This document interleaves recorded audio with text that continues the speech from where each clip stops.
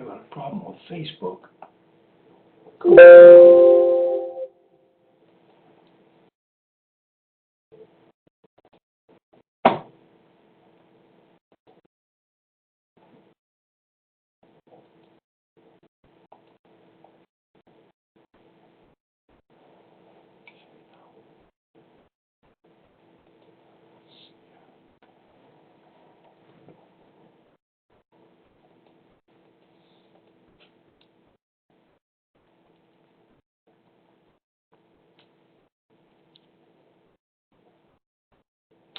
Okay, Steve, the Word of God is alive and powerful. And sharper than any two-edged sword, piercing, dividing asunder of the soul and the spirit and the joints and the marrow, is a critic of the thoughts and intents of the heart. All Scripture is God-breathed. And is profitable for doctrine, for reproof, for correction, for instruction in righteousness, that the man of God may be mature, thoroughly furnished unto all good works. Study to show yourself approved unto God, a workman that needs not to be ashamed, rightly dividing the word of truth. We always say that the spiritual spin stop right here, because we really care for you. Go ahead and pray for us, Steve. Father, thank you for the privilege, the freedom, the opportunity to study your word and study these principles tonight under your divine institution. You created the study we're having tonight. It's so vital for us to know this. It's part of our Christian makeup. It is just as much as Bible doctrine. It's part of our need. And so thank you for Dr. Jim to spend the time and energy and effort to dig this out and make it easy for us. So bless this lesson tonight, that it will strengthen our knowledge in our government, our Constitution, the Bill of Rights, and these things that will only give us a better picture of what you're doing in the world. In Jesus' name we pray. Amen. Amen. Steve, we understand from the Word of God that we actually have a spiritual responsibility as to God, and we have a civil responsibility to ourselves and the government. And tonight, when we're talking here, we're going to continue, and this will be part 3, and this will end our study on the unconstitutional 14th Amendment. Now, with that in mind, I just have one more screen to go, and that is a book that was written here by George Pierce Ritter, and this is an attorney from Maumelle.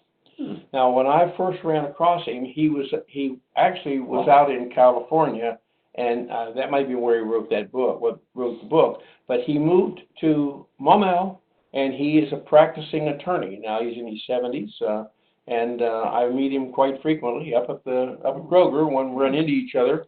And I thank him every time I see him for his book. It's called Due Process Denied. And if you read the little inscription there, it says, "Why the 14th Amendment never became part of the Constitution." Wow. Yeah. George Pierce Ritter. Right. He's the only attorney that I know of at this point in time that personally that actually understands this, teaches it, and has written about it. So with that in mind, it's called Due Process Denied, and you can actually download this as a Kindle book from Amazon. I've got it on my computer also. Wow.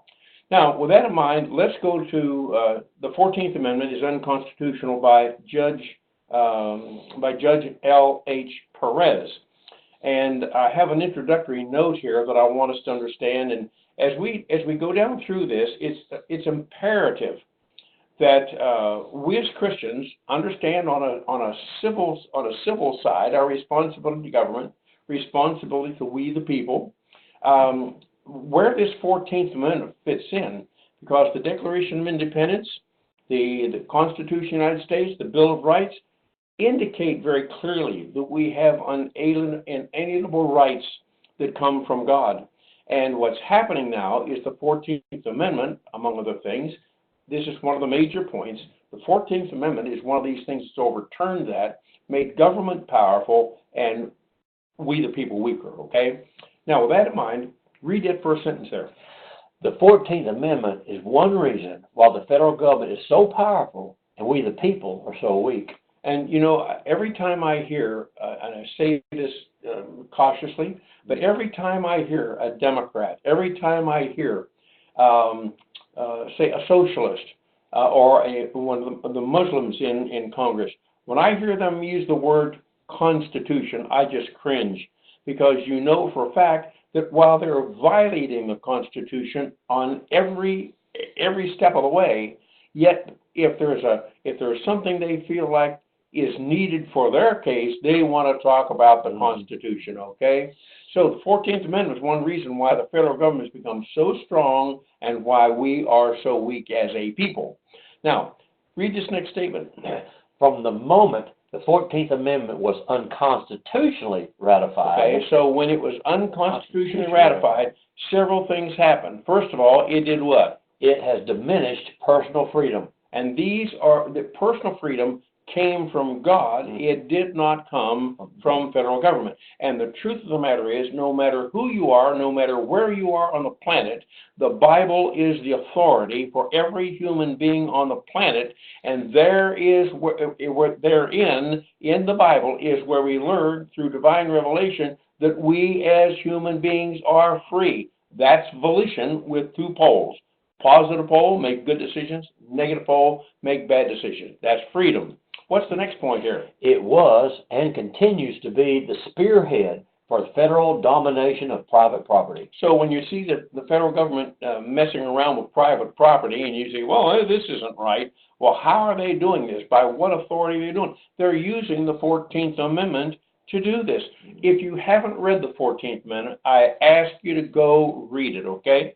Now, the next point here. It was and continues to be the overpowering destruction of our constitutional right for self-government at state and local levels. Okay, so here's the issue. We've got the 14th Amendment then was unconstitutionally ratified and has brought about at least these three things here. Let's move on to the next paragraph. Among other things learned last week regarding the unconstitutionality of the 14th Amendment, President Andrew Johnson cited in 6 separate paragraphs the illegality of the Reconstruction Act. Okay, now remember the Reconstruction Acts were those acts passed by Congress unconstitutionally to pass the 14th Amendment, but in order to do that, they sent the military down south in 11 states and took over those states, and they constituted a new Congress there in each of those states, and then illegitimately ratified the 14th Amendment. Okay? Now, with that in mind, all these things that we've just said here, what we want to do now is take a look at where we're going to begin tonight. So let me read this first one here. This says, in another case, because up here we saw Andrew Johnson, he cited, in 6 paragraphs, he cited 16 court cases. Well, what we're going to do is get another one here. So in another case, ex parte, that's a Latin term, and ex parte actually means in the interest of one side only. So the one side is William H. McCardle. And it says here then, in another case, ex parte, a petition for the writ of habeas corpus. Now, we're going to talk about what habeas corpus is, but the issue here is this guy had been, as a civilian, had been imprisoned by a military force. They had him in jail, and what he did is they said, look here, I'm in jail, I haven't done anything wrong, and so what happens, you can use a writ of habeas corpus to get the court to show why you shouldn't be imprisoned, okay, because you're there under false terms. So what happened here, they put him in jail, and ex parte, this one guy, a petition for writ of habeas corpus for unlawful restraint by military force of a citizen, not in the military service himself, it was before the United States Supreme Court. So we know it started out down at the local level, then it went to the appeals court, then it went someplace else, and finally now it's up at the Supreme Court. Now listen to this, Dave, because this thing really gets touchy here. Said after the case was argued, so they're in Washington, D.C., okay? They're arguing this case. You got the attorney for him, you got the attorney that's prosecuting, and he says, excuse me, let's see now. We've heard both sides of this. So after the case was argued by these two sides here and taken under advisement, that means we're done. We've said the last thing. Now, Supreme Court, here it is. It's for you to decide. So they took it under advisement, and before the conference, in regard to the decision to be made. In other words, the Supreme Court took it under advisement, and it is before the conference in regard to the decision to make. How are you going to rule? Here's what happened. While that thing was in this conference, under advisement. That's the Supreme Court, the second branch of government over a second branch of government, the Congress. They passed an emergency act. Mm. Now, what you have to do is to find out what is this emergency act. Yeah. It was an act on March the 27th, 1868, and here's what happened. That emergency act was passed that was vetoed by the president. In other words, Congress passes this emergency act. Now, when you pass an act, what has to happen is that either the Senate or the House of Representatives, they initiate it, one or the other. Once it passes in one house, it goes to the other. Once it is passed in the second house, it goes back to the house that actually initiated it, and they take that then and send it to the president. Now, the president has an option: sign it and make it law, veto it, and send it back to the house that actually originated it. Or what they can do is he can sit on it and not sign it, and it still goes back. But what happened here is he vetoed that emergency act. Now, it's before the Supreme Court. They finish arguing. It goes to them now. They're going to sit on this thing and decide what should we do about this. But in the meantime, while they're sitting on it, Congress then passes this emergency act. The president vetoes it. It goes back to the Congress, and guess what? They passed it over the veto. So is that legal or not? Oh yes, it is. See, in other words, what happens if the president actually vetoes something, it goes back to Congress, and both houses have to pass it by 2/3 of majority. Okay. What is that? Frog. Is that outside? Oh, okay. We got a frog outside. Okay.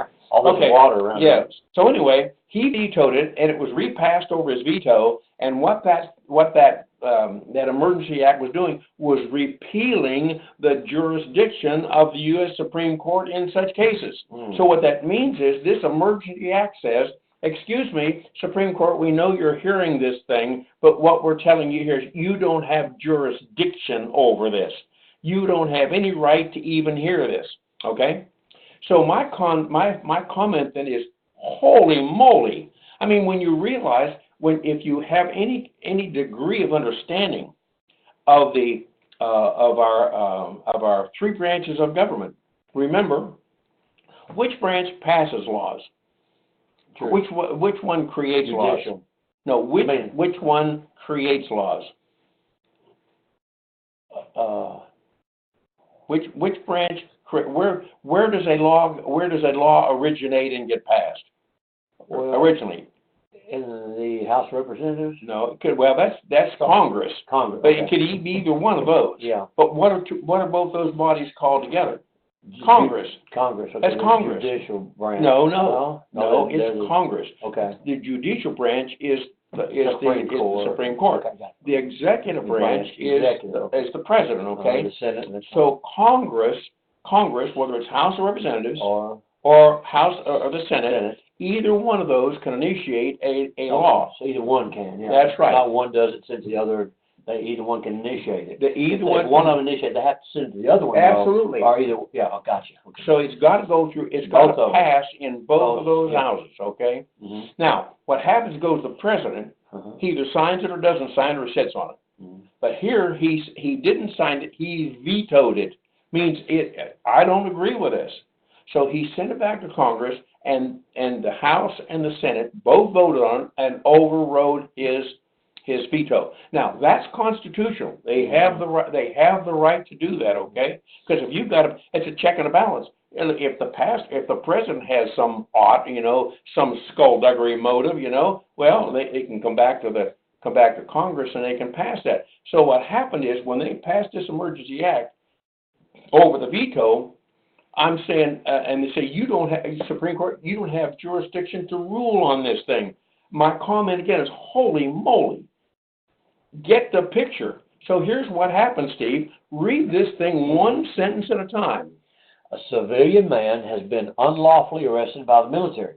unlawfully arrested by the military. Then what? The arrested civilian files a lawsuit to appeal his arrest. See, that's the habeas corpus. Okay, he has a right to do that. Next one. The lawsuit goes all the way to the Supreme Court. So go through all the court systems and finally gets to the Supreme Court. Then what happens? Then the Supreme Court hears the case. Okay, that's fine. And that takes some time. You know, they're listening to this thing. Then what happens? Then the hearing ends. Okay, they're done talking. Okay, then what happens? The Supreme Court deliberates. See, that's the idea. Now, what they're going to say? Let's talk about this.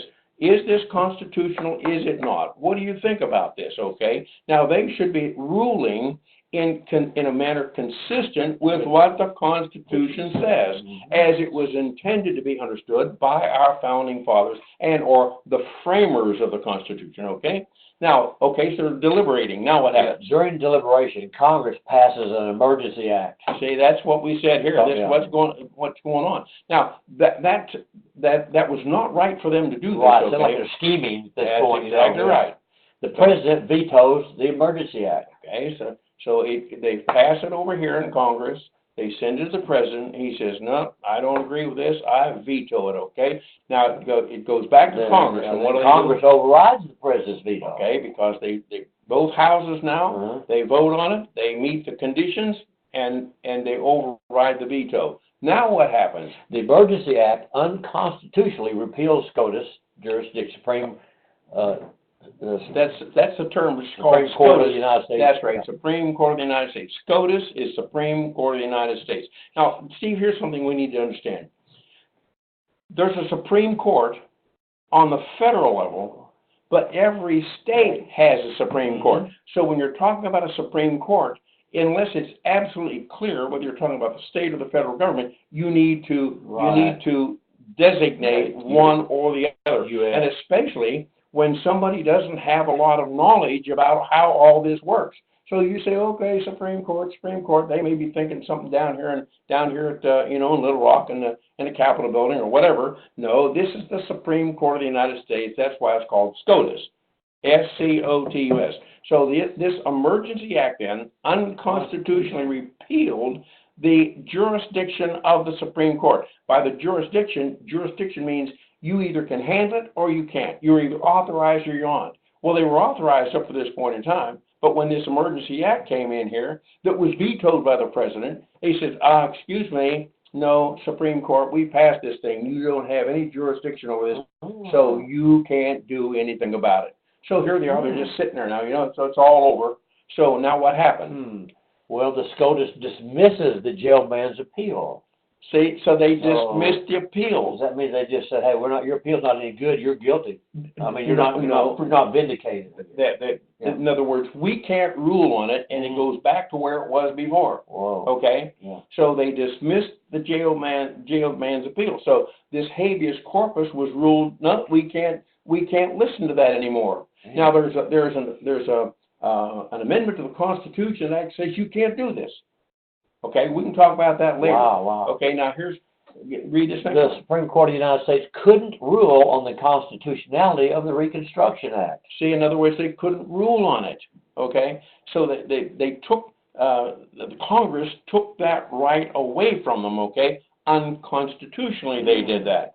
Okay, now let's see. The next one here. The reason the Supreme Court of the United States couldn't rule on the Reconstruction Act, no jurisdiction. No jurisdiction. See, that's what that Emergency Act did. The President knew it was wrong. The Supreme Court knew it was wrong, but So on we go. The Emergency Act canceled the jurisdiction of the Supreme Court of the United States over this case. So my question then is, what did the Supreme Court do now? Yeah. Okay, so here it is, all the way up to the Supreme Court. They hear the case. It goes off over here to the conference. They're going to sit around deliberating on it, and up comes Congress with this Emergency Act. The president vetoes it. It goes back to Congress. They pass it, and they go to the Supreme Court and says, excuse me, you don't have jurisdiction now. So what happened, this guy trying to get out of jail was denied the ability to get out of jail, okay? So what did the Supreme Court of the United States do now? Now, what I want us to see is this. This is the skullduggery that's gone on This is going on the same time today, the same place, same group of people doing the same thing today, but because we don't understand this, we sit back and say, oh my, isn't this horrible, isn't this bad? And you talk about how this is affecting you, and you've been keeping your mouth shut, and that's why it's happening. Okay? Now, go ahead. Let's talk about what did the Supreme Court do now, okay?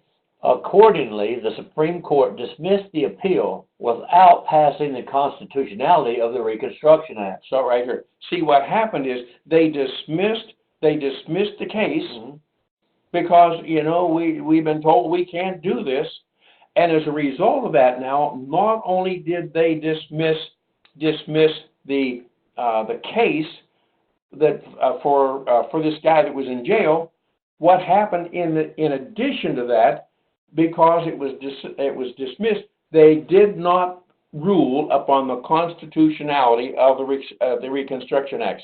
See, if during this period of time Congress should have said, "Wait a minute, just a moment, you have the right to this appeal, and we're hearing this, and we're going to rule on that." Well, in the interim, this whole thing is based on the 14th Amendment back here. And so they would have had an opportunity to rule on the 14th Amendment, but they can't do it now because of what took place. So just go ahead and read that whole thing one more time. Accordingly, the Supreme Court dismissed the appeal without passing upon the constitutionality of the Reconstruction Act, under which the non-military citizen was held by the military without benefit of writ of habeas corpus.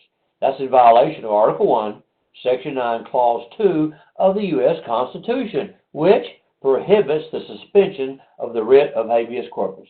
You see that? Okay, now watch this, Steve. Wrong. That's exactly right. Now, if someone sat down to read the Constitution of the United States, you could probably read the whole thing in 3 hours. I'm telling you, 7 sections.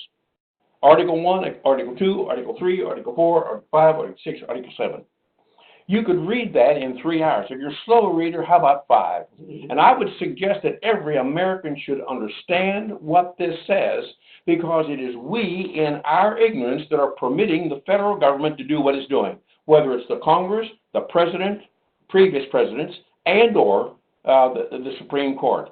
Now, you just said that this violates Article 1, Section 9, Clause 2. Let me read Article 1, Section 9, Clause 2, and you can see it isn't very long, and here's what it says. The privilege of writ of habeas corpus shall not be suspended. There's an exception, unless when in the cases of rebellion or invasion, the public safety may require it. Under a normal condition, you cannot suspend it, and that's exactly what happened. They suspended this thing. They said, we can't hear the jurisdiction, we have no jurisdiction, we can't rule on this. So guess what? Here's an explanation of the Habeas Corpus Act. Habeas corpus is the right. It's the right, not a privilege, it's a right. A right to only be held in jail if there are specific legitimate charges filed against you in court. You can't be detained indefinitely without legal process. This was suspended. This writ of habeas corpus, Article 1, Section 9, Clause 2, was suspended during the Civil War and also for detainees in the War of Terror held at Guantanamo Bay. Now, let's talk about that Emergency Act for just a moment, Steve. Go ahead. That Emergency Act of Congress placed the Reconstruction Acts beyond judicial recourse and avoided test of constitutionality. So they weren't able to rule on these 3 acts. See, we know that they were unconstitutional. We studied that in the first and second sessions. But now what happens by the time you get to the Supreme Court, who's supposed to rule on laws, let's be clear here. Congress makes laws. The judicial department, that branch, actually interprets the law. Congress makes law, the Supreme Court interprets law, and the President enforces law. See, that's the issue right now. President Trump wants to enforce the law down on the border, okay? But there are judicial departments, courts, that have ruled against that, and you got to take it all the way to the Supreme Court. So that takes months and months and months and months, okay? So one more time, that Emergency Act. That Emergency Act of Congress placed the Reconstruction Act beyond judicial recourse and avoided the test of constitutionality. So, in other words, the Supreme Court can't rule on those, okay? Now moving on for just a second.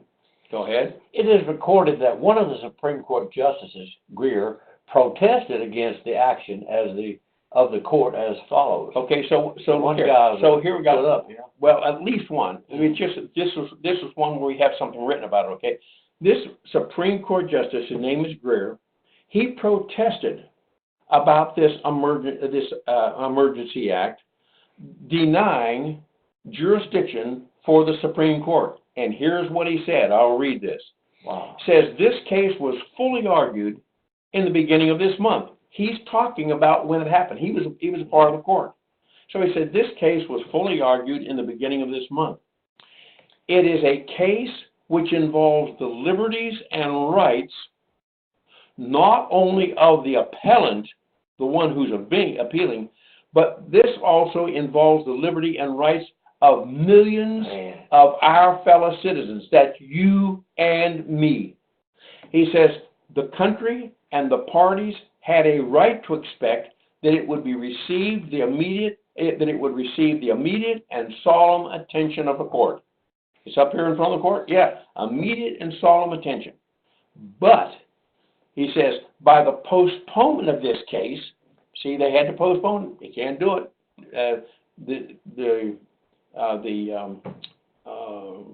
The Emergency Act has denied the Supreme Court the right to do this. So by the postponement of this case, we shall subject ourselves, listen to this, we shall subject ourselves, whether justly or unjustly, to the imputation, to the claim that we, the Supreme Court of the United States, have evaded the performance of a duty imposed on us by the Constitution. And there's a comma here. He said, and waited for the legislative interposition to supersede our action. So what that says is, here's the Supreme Court. They have the opportunity to rule on this thing, but they delayed and they delayed and they delayed and they delayed it long enough for Congress to pass this Emergency Act. Long enough for the President to veto it, long enough for it to go back to the Congress and override the veto with a decision now, Supreme Court, you can't do it. He says, so by the postponement of this case, we shall subject ourselves, the Supreme Court, whether justly or unjustly, to the imputation, to the claim that we, the Supreme Court of the United States, have evaded the performance of a duty imposed on us by the Constitution and waited for legislative interposition. See, we're waiting for Congress to pass this, okay? We waited for legislative interposition to supersede our action, okay? And relieve us from responsibility. Now watch what he says. He said, I am not willing to be a partaker of the eulogy or opprobrium. That word opprobrium means disgrace. He said, I am not willing to be a partaker of the disgrace that may follow. I can only say, I am ashamed that such disgrace should be cast upon the court and that it cannot be refuted. My comment, here was the effect of the Reconstruction Act. It's coming up. What is the effect then? So this Reconstruction Act was actually involved in this guy being jailed unconstitutionally. So now that the Reconstruction Act is, hey, it's okay, it's okay. It wasn't okay, but they weren't able to rule on it, okay? So here's the effect of the Reconstruction Acts, and there were 3 of them. Read this sentence here, Steve. The 10 southern states were organized into military districts under the unconstitutional Reconstruction Acts.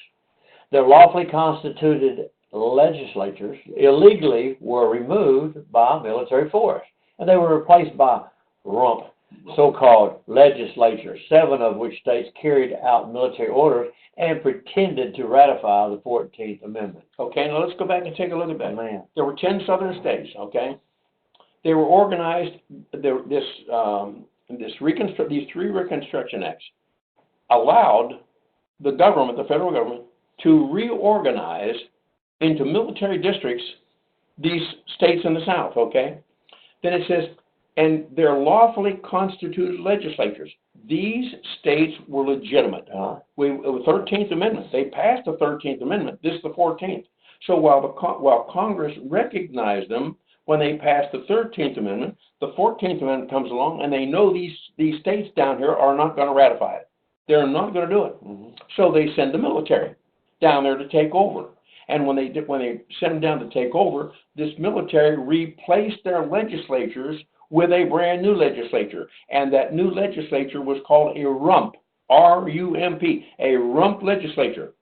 And what happened is that took place in 7 of these states that were carried out by military orders. Now, what allowed you to take over these legislatures? Military orders that came from Washington, D.C. And what they did then is they pretended to ratify the 14th Amendment, because what happens is a rump legislature, what is it? See, what is a rump legislature? It's a legislature formed of part, usually a minority, of the legislatures originally elected or appointed to office. So you see what happens down here in each of these states, their Congress, their House and their Senate are going to review the 14th Amendment, and they're going to decide, we want it or we don't.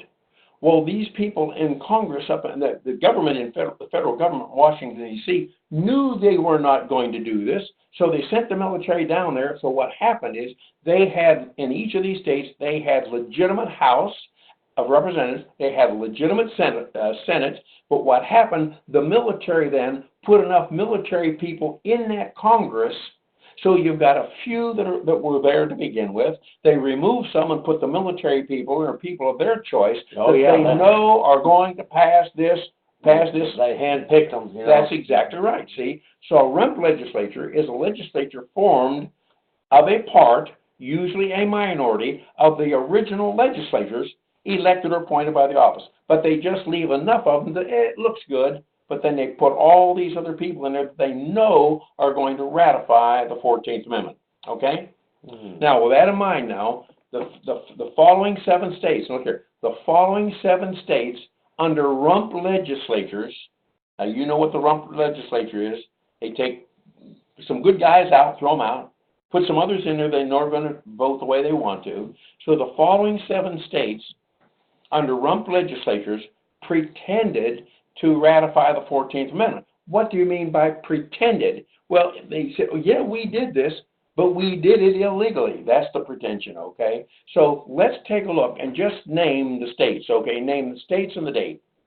Arkansas on April 6, 1868. So our state was one of these that the military came down, got rid of our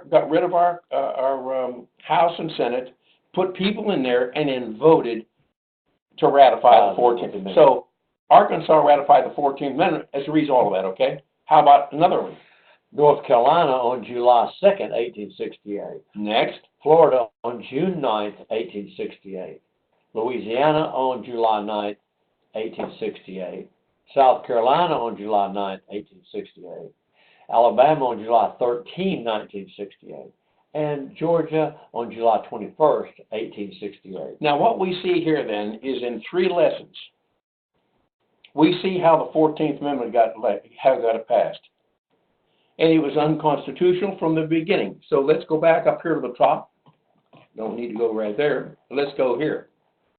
Now, do this.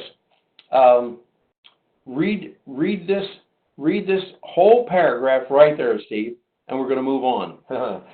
The 14th Amendment is one reason why the federal government is so powerful and we the people are so weak. From the moment the 14th Amendment was unconstitutionally ratified, it diminished our personal freedom, and it was and continues to be the spearhead for the federal domination of our private property. And it was and continues to be the overpowering destruction of our constitutional right for self-government at the state and the local levels. Among other things learned last week regarding the unconstitutionality of the 14th Amendment, President Andrew Johnson cited in 6 separate paragraphs how illegal the Reconstruction Acts were. See, and in those 6 paragraphs, he cited 6 Supreme Court cases, okay? Now, I think after these 3 lessons, Steve, on the 14th Amendment, what is the one thing you could say about it, whether it's constitutional or not? Well, it's definitely unconstitutional, and the majority of the people today don't understand and know that and are ignorant of it, so they just cower right into this pressure put on us by the federal government, which is not constitutional. Yeah. Now, the ramifications of this unconstitutional 14th Amendment is that there is a due process clause and one other clause that the Supreme Court has used to reinterpret, okay, and actually diminish our inalienable rights. So what's happened is we're going to see that they actually took the 14th Amendment and imposed it upon the Bill of Rights. Now, here's something else. If we don't know what the Bill of Rights are, we'll never know what it means when they're taking these inalienable rights away. Because what they're doing is using the 14th Amendment to reinterpret what the 1st, 2nd, 3rd, 4th, 5th, 6th, 7th, and 8th Amendment actually mean. Okay? Now, we've seen then the unconstitutionality, and I think it is incontrovertible evidence that this is unconstitutional. Now, if you would like, again, to read more about this, I would suggest you go out on the internet and you Google Judge Perez, and here it is. Listen, this thing is all over the internet, Steve, but people are searching for something else and not this, okay? Also, you can download George Ritter's book for a nominal fee. I mean, nominal fee. Put it on your computer and read it at leisure. These two things, and there are other ways of other reasons and other writings that will verify this also. These are just 2. Okay, now with that in mind, let's move away from here and let's go to the next document, and that's going to be right here.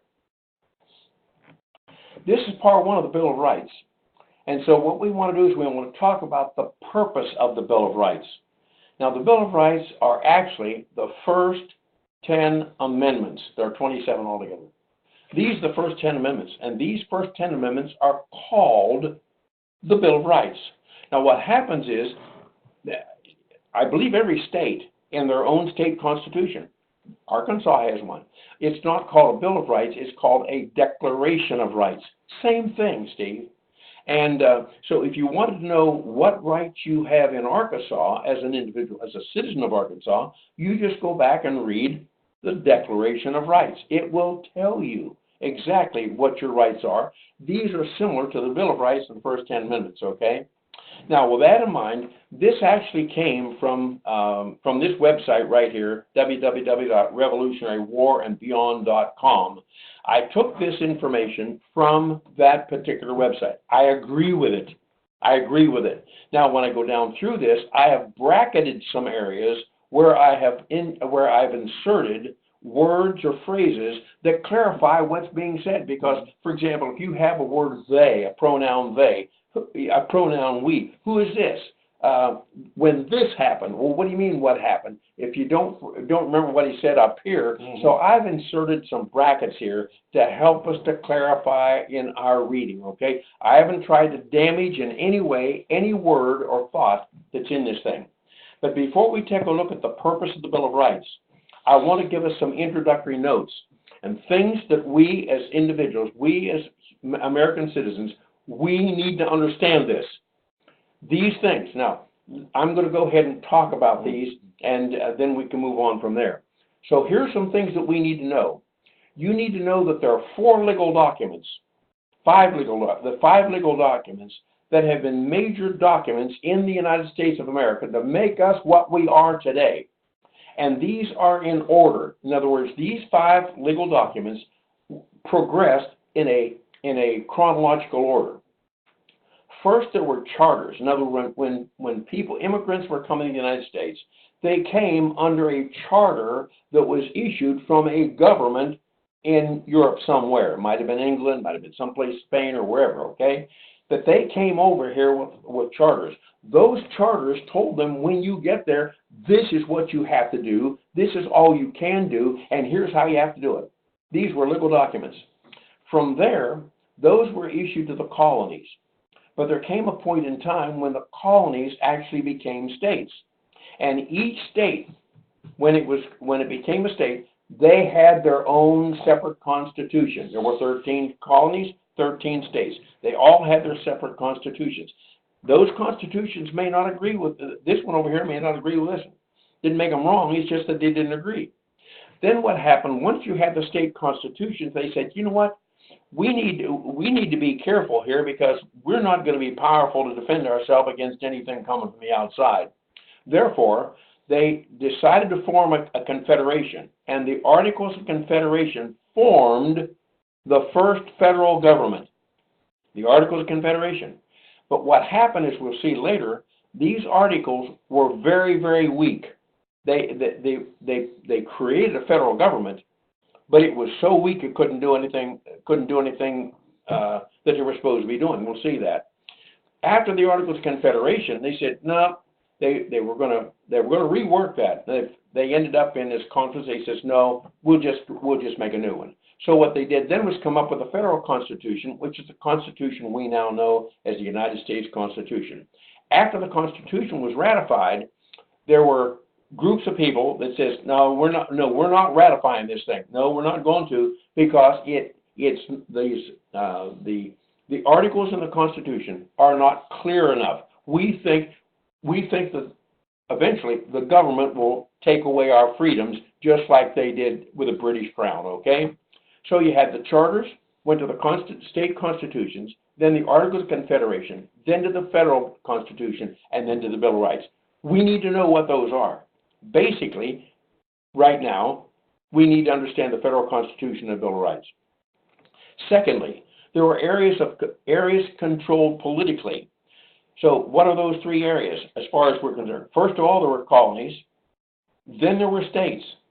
There remain states now, but the states created a federal government. So there are 3 areas of control that are controlled politically. There were colonies, no more. Then there were states, they exist, and then federal government, it exists also. So those are areas controlled politically in the United States from its outset. Up above here, there are the order of existence. How did these things chronologically come into existence? Well, first of all, there were 13 colonies. Then the colonies became states. So there were 13 states, the 13 colonies, functioning under charters. Then there were states functioning under constitutions. And then we had the federal government that was created by the states. There was no federal government in the United States of America. There was no federal government until it was created by the people in the states. Okay? Now, what we see then is the order of sovereignty. Who is sovereign in the United States of America? At the time the nation was founded, the sovereign was we, the people. That's you, me, us, them. Citizens of the United States, we are sovereign. The government works for us. So the sovereign, we the people, actually created the states. The states are also sovereign, which means Arkansas is Arkansas, Texas is Texas, Louisiana is Louisiana, Florida is Florida, Oklahoma is Oklahoma. They are sovereign states. Arkansas can't tell Oklahoma or Texas or anybody else, and they can't tell us what. So we got sovereign, we the people, who created sovereign states, and the sovereign states then created the federal government. Question, in terms of sovereignty, which is the lowest on the totem pole? Federal government. That's exactly right. Folks, don't forget that. The federal government is low on the totem pole. Supposed to be. It's supposed to. Well, the truth of the matter is, it still is. Yeah. It's just not functioning that way. That's how they're not acting that way today. That's right. So what we need to understand is, just because they're functioning out of order doesn't make it right. Because the Constitution hasn't changed. It's still there. It still exists. Now, the order of sovereignty, we just said that. Now, what did they want? There are two groups. So when they're getting ready to write frame the Constitution, the federal Constitution, there were two groups, two major groups. There were Federalists and there were Anti-Federalists. So you can read the books, the Federalist papers and the Anti-Federalist papers. You can get those on the internet. Now they're pretty tough reading because that's Old English back then. Okay, so I would say get the Noah Webster's dictionary, 1828. It defines the words that were used back there. Try Black's Law Dictionary. That also is available to you. This helps us to understand what the Founding Fathers meant when you're reading their words. If you're not cautious that way, words change their meaning. That's how the Supreme Court, that's how Congress, that's how an attorney, that's how the court system says, oh, wait a minute, no, this is what that means. No, it wasn't what it means today. It's what it meant back then, and that hasn't changed, okay? Now, let's talk then, after having taken some things that we need to know, let's take a look at the purpose of the Bill of Rights. Now, there are three questions here, Steve. Just read each one of them and read them slowly for it to be able to sink in. Here are three questions. What is the purpose of the Bill of Rights? Okay, there are 10 amendments. What's the purpose? Why in the world did these men, these framers of the Constitution, why did they give us a Bill of Rights? We'll deal with that. Second question. What is the function? What function does the Bill of Rights serve? Yeah, what's it supposed to be doing? Okay. Why do we have it, and what's it supposed to do? And third question, number three. What rights does the Bill of Rights protect? So you need to know what rights they protect, because if you don't know, you're going to look up here and say, well, you can't do that. What do you mean I can't do it? God says I can. See, these are inalienable rights that were protected by the Bill of Rights. Okay? My next thought here is get this and don't ever forget it. Get this, folks. If you are a citizen of the United States of America, I'm telling you right now, you better listen. You better listen, because if you don't and you don't function this way, you are a part of the problem. And remember, we understand this is the angelic conflict. We all have an appointment one day at the Bema seat and or the great white throne if you're not saved. And during this period of time, God has a plan for the human race. He has a plan for nations that have boundaries, and we need to be obedient to the laws, spiritual laws, and we need to be obedient to civil laws, okay? So get this and don't ever forget it. The Bill of Rights was created to safeguard various rights upon which the early Americans wanted to be sure that the federal government could not intrude, and I said, period, over and out, case closed. That's it. The Bill of Rights was created. See, what happens, you had the Anti-Federalists and the Federalists. They were both dealing with trying to frame the wording of the Constitution. And when one group would put something in there and say, this, we think this is what it is, and the other would say, no, that's not it. So what we need to understand is a little bit of something about the Federalists, who they were, and the Anti-Federalists of who they were. That's coming up. But notice here, the Bill of Rights was created to safeguard your, my, our, they, these people on WebEx with us, those folks on Facebook, those folks that are going to be on YouTube, and every other citizen of the United States of America. The Bill of Rights was created to safeguard various rights, and those rights are the rights that God gave us that are inalienable, natural rights, revealed rights, okay? So, that being the idea, I say period, over now, case closed, that's it. If you want to change that, you've got a problem, because it's out of line with God's plan. Now, how about this, Steve? Early Americans believed that the rights contained in the Bill of Rights were unalienable and granted by God, not government. So this is the issue, see? The early Americans. So we're being told today, oh no, get God out of government, get God out of everything, get Christ out of the church, get him out of the public square. Excuse me. Early Americans did what? They believed what?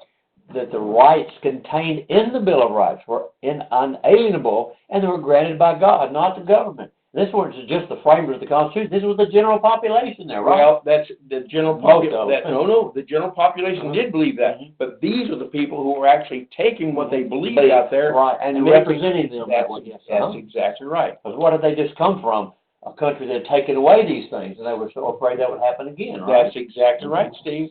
So here's these early Americans believed that these rights in the Bill of Rights. So when you look at the Bill of Rights, just say to yourself, God is promoting this. God is saying this. Okay? Now, since the creation of man, right here, since the creation of man, human governments, now look here. Since the creation of man, where's that take you? Adam and Eve. Okay, stop there. Okay, you know what?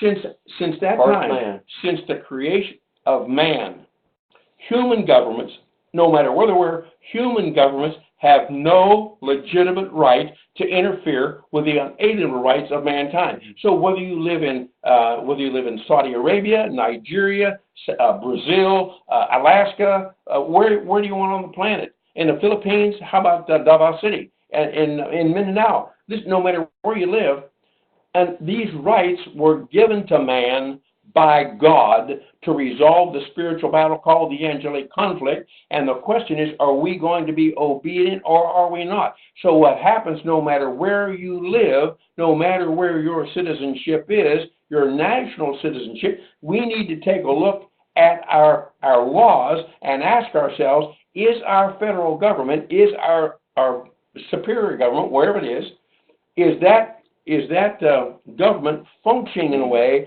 that they are allowing us our freedom to be obedient to God, to be obedient to civil law that is constitutional, and resolve this spiritual battle called the angelic conflict, no matter where you live. Okay? Now, how about this next point here, Steve? Understanding the purpose of the Bill of Rights will help we the people to better understand the founding period of America and give us more understanding about why this was and should continue to be such a great nation. Yes. Now, my comment is simply this. It will cease to be great if we, the people, do not stand up against political progressivism. Amen, Dr. Jim. Amen. We have to do it. And I don't care who you are. Past time. Now, here's the issue. Someone might say, well, I can't do a whole lot. Let me ask you this. Can you vote? Mm-hmm. Can you determine yourself to get to the polls to vote one time? Can you open your mouth when you're at Kroger? Can you teach your children? Can you teach your grandchildren? Can you petition your congressman or your absolutely senator or somebody about it? You can call the White House any time of the year. You can call your senator. You can call your senators. You can call your congressman on the state and the federal level. Why not? You can write something for the newspaper. Send in a letter to the editor or something like that. We have the right to do this, okay? But too oftentimes, Steve, we just sit around and complain about how bad it is and hoping Jesus will come real soon and straighten it out. Well, he will. Someday. Meanwhile, yeah.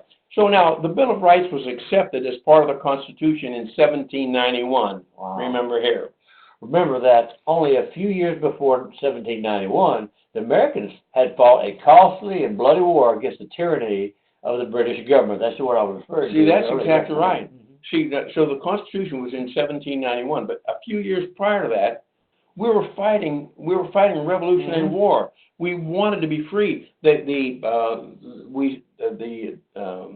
early framers wrote the Declaration of Independence. It was an amazing document saying we are free from all that over there. So how about the Americans here? Well, Americans fought the Revolutionary War because they believed in their natural God-given rights and that were being trampled on by the Great Britain. See, that's right. So these people came from Europe. Many of them come from England. So they're over here. They've been beaten to death with with taxes and regulations. Yes, taxes, regulations, and even when they came here, remember they came under charters, okay? And they were the British government was abusing them with taxes and everything else. You see, wait a minute, this is not right. Boston Tea Party, remember that? Yes, absolutely. So what they did is they revolted, okay? Now, in the next paragraph. One of the statements in the Declaration of Independence said that if a government was unjust, and in this instance, meaning the British government, it was the duty of the people to throw off that government and form a new one, which is exactly what they did. That's exactly right. Now, let me read this, because this comes from the Declaration of Independence. Wow. And this is, so when you see this, don't tell me that God wasn't involved in this. Don't tell me these people didn't believe in a God. It says, we hold these truths. These truths to be self-evident. Self-evident. That means, well, you know what that means, Steve? That's the explanatory. You see what happens, this truths that are self-evident. That's Romans chapter 1. All you have to know is look up here, see what has been made out here, and you realize there is a God. And at the same time, you realize that I am free. You realize you're free. You don't step on my freedom, I won't step on yours. These truths, we hold these truths to be self-evident, that all men, that's black, white, rich, poor, educated, uneducated, boyfriend, girlfriend, doesn't make any difference what continent you come from, we hold these truths that all men are created equal. Equal privilege and equal opportunity. Question, what are you going to do with that? That we the people, that they are endowed by their Creator with certain unalienable rights. Now, let me point out something here. With certain unalienable rights. I was going to look that word up because it says, okay, but they're endowed by their Creator with certain unalienable rights. What they say, with certain. Well, that means certain. Well, you name them. Choose, yeah. No, that's not it. Certain here means certainly. Certainly. That means these are yours. Oh, certain. That's right. See, certain. Right. It's not certain. Certain unalienable right. right. No, pick one here and pick one there. Means given. These are given. These are certain. Yeah. Gotcha. For sure. In other words, with for sure unalienable rights. That among these are life, liberty, and the pursuit of happiness. So let me point out something that I had an atheist say to me one time, a really educated man. He said to me, you know that our inalienable rights, life, liberty, and the pursuit of happiness, he said that doesn't tell you can be happy. It says you pursue happiness. You may find it and you may not. It's your choice. But it's protect the inalienable rights of life, liberty, and the pursuit of happiness. That to secure these rights, governments are instituted among men. So governments are instituted to protect your unalienable rights. What government doing today, it's not protecting them, it's taking them away. And what happens, the Bill of Rights actually grants these, acknowledges them, and what has happened, the 14th Amendment, and 2 clauses there, and a whole bunch of other things, the Supreme Courts have taken those things, attorneys have taken this, lawyers, judges, court systems have just ruled against all this and systematically taken all this away from us. So that to secure these rights, governments are instituted among men. See, God ordains a government to protect your rights, okay? Deriving their just powers, the government is deriving its just power from the consent of the people. The people said, here's what you do. You protect us. You protect our life. You protect our liberty. You protect our pursuit of happiness. And get out of our way. So after all, we the people, are sovereign. That's exactly right, Steve. That's exactly right. And what we need to understand is that the Supreme Court is not the final authority in all things, in all matters of constitutionality. Now you're going to talk to an attorney, you're going to talk to a judge, you're going to talk about the Attorney General of the state of Arkansas, you're going to talk about this one over here, and they're going to say, oh, no, that's not right. If the Supreme Court rules, the question, can the Supreme Court be wrong? Yes. Certainly it can. And some of our founding fathers even made mention of that. You have to be careful of the court system so that whenever any form of government becomes destructive, listen, that whenever any form of government becomes destructive of these ends, what are they? The inalienable rights, some of which are life, liberty, and the pursuit of happiness. When the government becomes destructive of these ends, it is the right, not a privilege, it is the right of the people to alter or to abolish it, that form of government, and to institute new government, laying its foundation on such principles and organizing its powers in such form as to them shall seem most likely to affect their safety and happiness. My comment, understanding that nothing has legitimately changed. Those words are still real today. But because of our ignorance, because of our stupidity, because we have been so dumbed down, editorializing now, generally speaking, because that's happened, they're out there the government's out there doing this thing. We say, yeah, oh, I sure wish it was better. I wish it was different. Well, stop complaining and do something about it. Here it is. Read the next paragraph. In 1781, the colonies formed the Confederation of the United States of America under the document called the Articles of Confederation. So in 1781, you got 13 colonies. Each one of those colonies over here with a charter, okay? Here's what you do. You can do this, you can't do that. And you're subject to the political force that sent you over here, okay? At that point in time, those 13 colonies then, they formed a confederation. That means those 13 colonies, they're 13 individual countries. That's where they are. They're here on a charter. But see, they've been liberated. The Declaration of Independence, they're free from Great Britain. So now what we need to do, it's possible they're going to come back over here and they're going to attack us. They'll come with something greater. Is that what I meant by too weak? Not too weak that the articles were weak, but that they were too weak. You're going to see it. Okay. You're going to see it, okay? It's going to explain why it was so weak.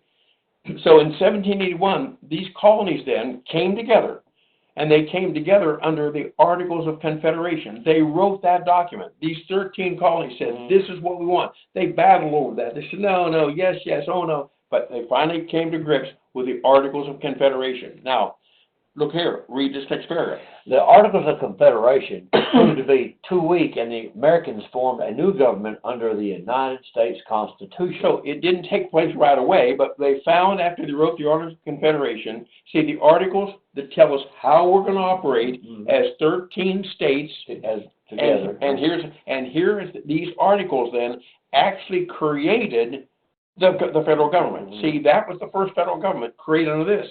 But the federal government was too weak, and we're going to see why and what that meant, okay, right here. While framing the Constitution, there was a pointed discussion being held about three things. Okay, now watch it. These three things kept coming up, and this is what they argued over. And this is why you had Federalists, you had Anti-Federalists. Well, what are the three questions? Number one, how much power should be given to the government? See, that's the federal government. Now notice, they're asking how much power should be given to the government. Question, who has all the power? The people. There you go. See, how much of our power are we? We're not going to give it to them, really. It's going to be, and I would have probably preferred that another word there, because that's, again, from somebody else.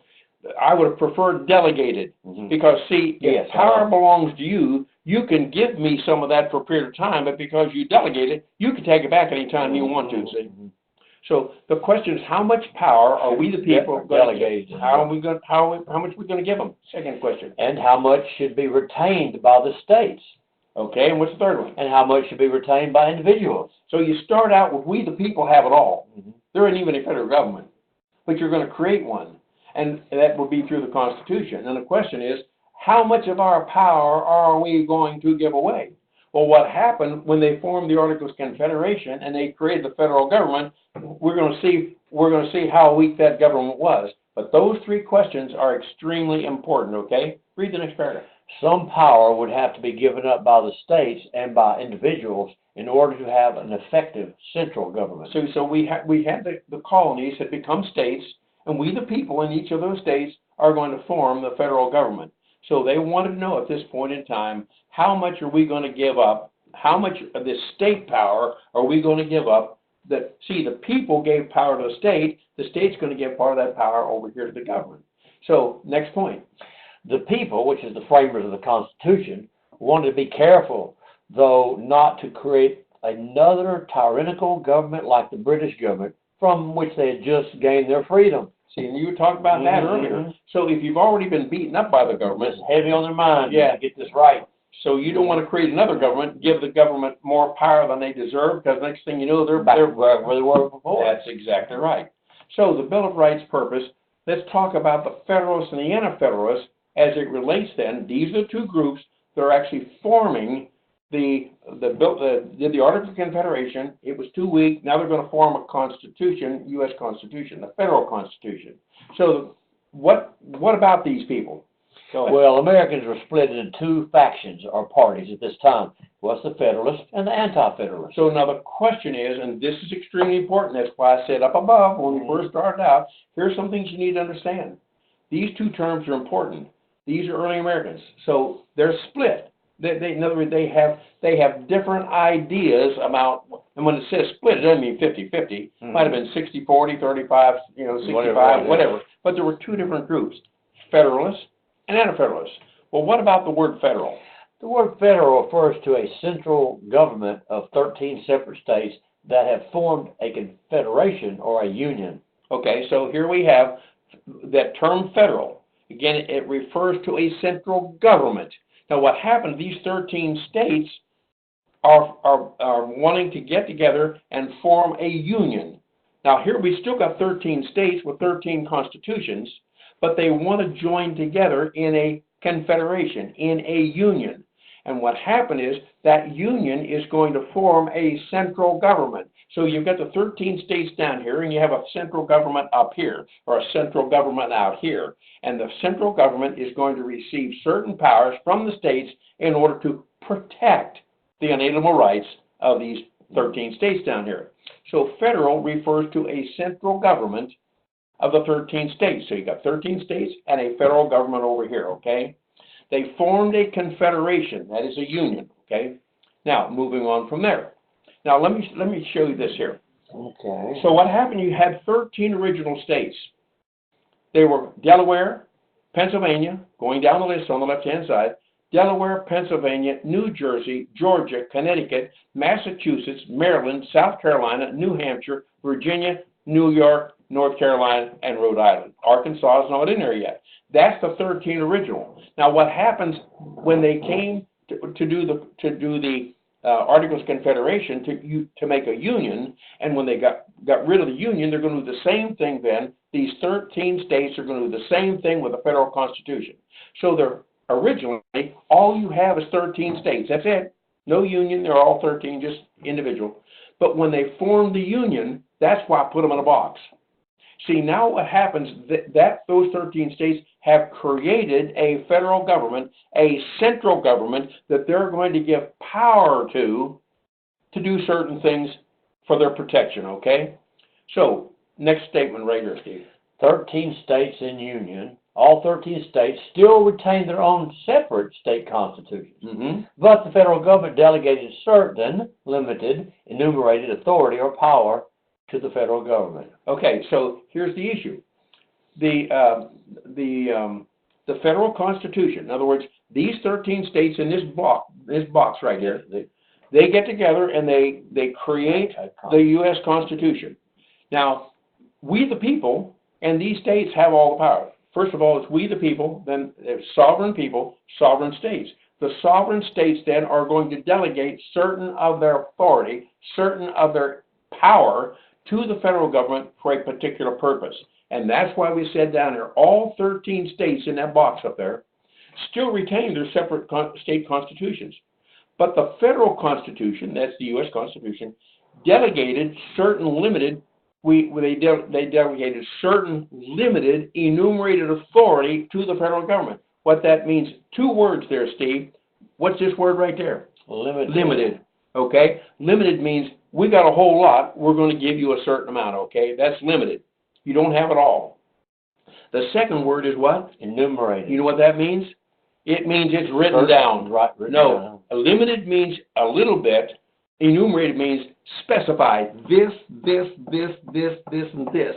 And if it doesn't say this, and this, you can't do it. Okay? Another important word was that word we said earlier, delegated. Yes, they delegated certain They limited. agreed to allow them to do this, they're delegated, because it was a good thing. That's exactly right. Mhm. And it's to protect, you know. Exactly. Our freedom. Now, the next paragraph here, go ahead. Thus, the federal government of the United States refers to the government offices of the United States, now in Washington, D.C., which is a central government formed by the now 50 individual states. So in other words, when you start out with 13 states, every time a state came in to the fold, in other words, they petitioned to become a state, they had to already have a constitution that allowed for a Republican form of government. That means a representative form of government. And so now we've got 50 states that are supposed to be doing that same thing. When they came in, that said, that's what we're going to do. But now we've got several states across this country that don't have a clue about, you know, what they said they would do. Okay? Now, the next paragraph.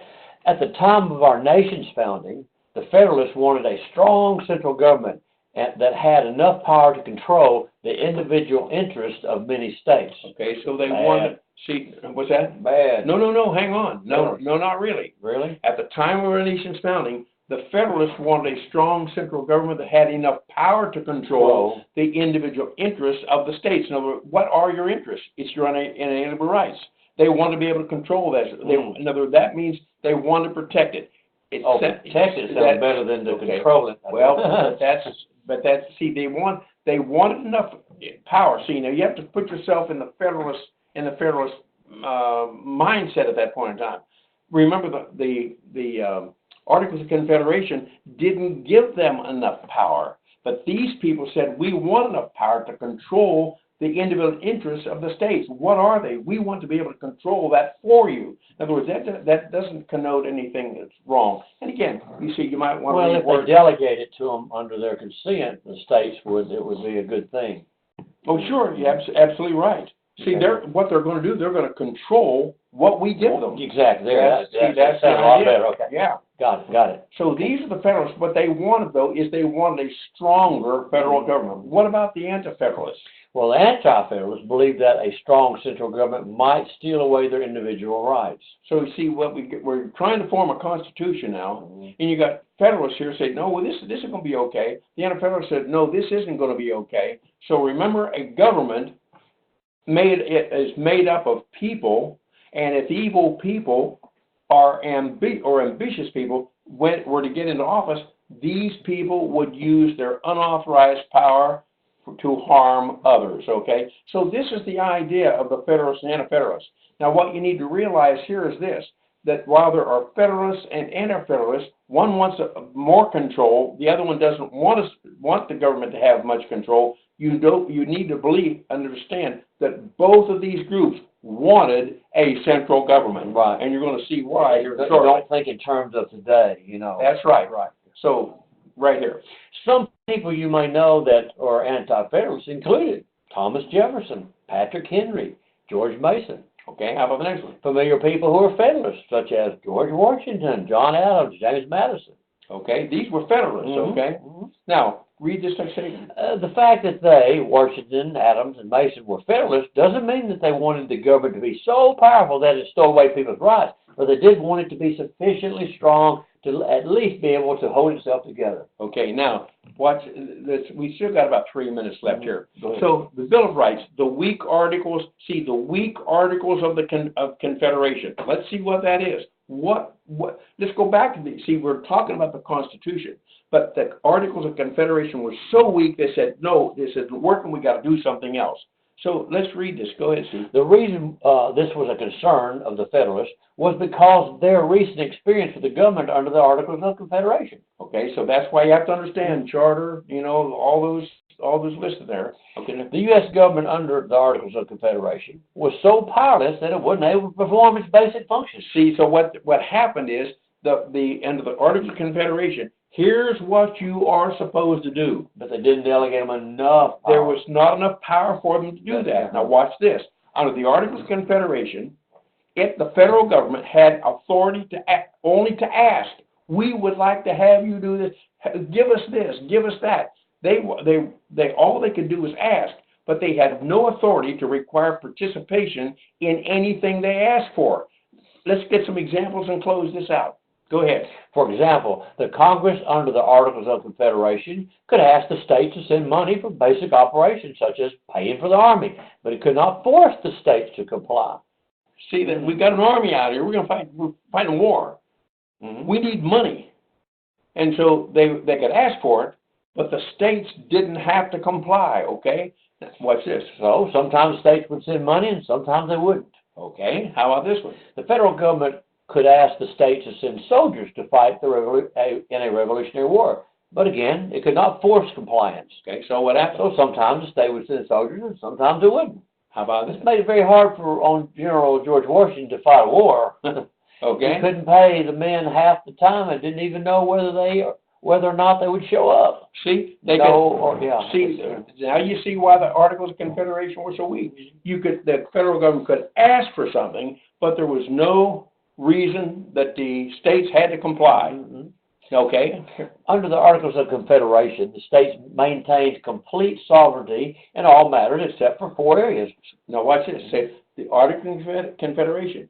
They gave the federal government something, but they maintained complete sovereignty in over all areas except 4. And what is that?